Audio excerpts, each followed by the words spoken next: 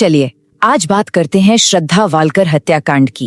एक ऐसा केस जिसने पूरे देश को हिलाकर रख दिया, सिर्फ अपनी क्रूरता की वजह से नहीं, बल्कि इसने हमारे आज के रिश्तों और शहरी जिंदगी के कुछ बहुत ही, आप कह सकते हैं, अंधेरे कोनों पर भी रोशनी डाली है।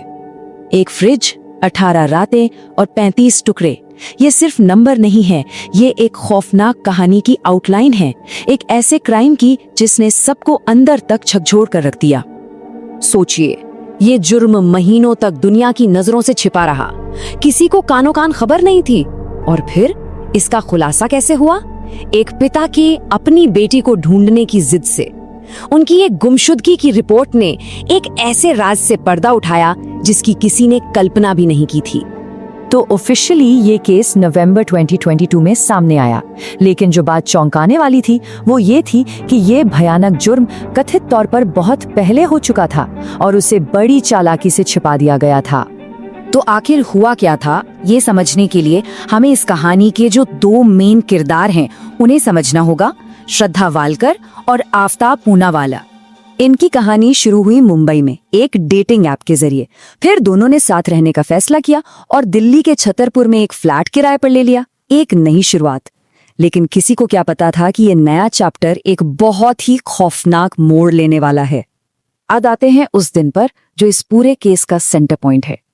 पुलिस के मुताबिक 18 मई 2022 इसी दिन एक मामूली कहासुनी ने एक ऐसी भयानक हिंसा का रूप ले लिया जिसके बारे में सोचना भी मुश्किल है। तो पुलिस के इल्जाम क्या हैं? सीधी सी बात है, उनका कहना है कि आफताब ने पहले श्रद्धा का गला घोटा और फिर शुरू हुई इस जुर्म को छुपाने की एक बहुत ही सोची समझी कोशिश। और ये कोशिश भी कोई ऐसी वैसी नहीं थी, ये एक पूरी प्लानिंग थी। एक स्टेप सोचा गया था। सबसे पहले लाश के टुकड़ों को रखने के लिए एक नया बड़ा सा 300 लीटर का फ्रिज खरीदा गया। फिर उन टुकड़ों को 18 रातों तक थोड़ा थोड़ा करके दिल्ली के मेहरौली के जंगल में फेंका गया। और तो और खून के धब्बे कैसे साफ करें, इसके लिए गूगल पर सर्च तक किया गया। मतलब हर सबूत मिटाने की पूरी तैयारी। 18 रातें, सोचिए, ये कोई एक दिन की बात नहीं थी। लगभग 3 हफ्तों तक आरोपी कथित तौर पर हर रात करीब 2 बजे निकलता था और अंधेरे का फायदा उठाकर एक एक करके उन टुकड़ों को ठिकाने लगाता था। ये अपने आप में एक बहुत ही लंबी और दिल दहला देने वाली प्रक्रिया थी।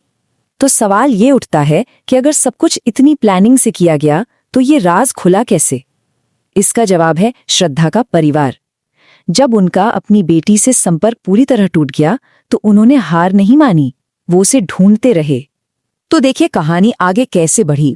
नवंबर 2022 में श्रद्धा के पिता मुंबई पुलिस के पास गुमशुदगी की रिपोर्ट लिखवाते हैं।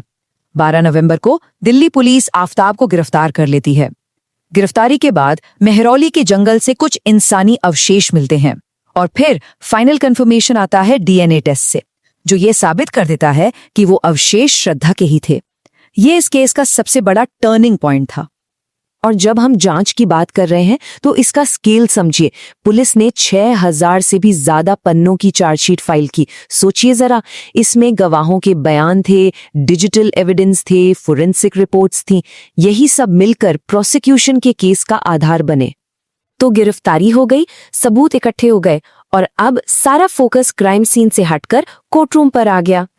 कोर्ट में आफताब पर आईपीसी की 2 बहुत ही सीरियस धाराएं लगाई गईं। पहली आईपीसी 302 यानी हत्या का चार्ज, और दूसरी आईपीसी 201 जो सबूत मिटाने के लिए लगाई जाती है।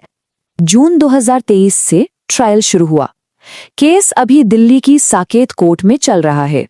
प्रोसिक्यूशन अपने गवाहों के बयान दर्ज करवा रहा है और आफताब, उसने अपने ऊपर लगे सारे इल्जामों से इनकार किया है। उसने कहा है कि वो निर्दोष है और मुकदमे का सामना कर रहा है।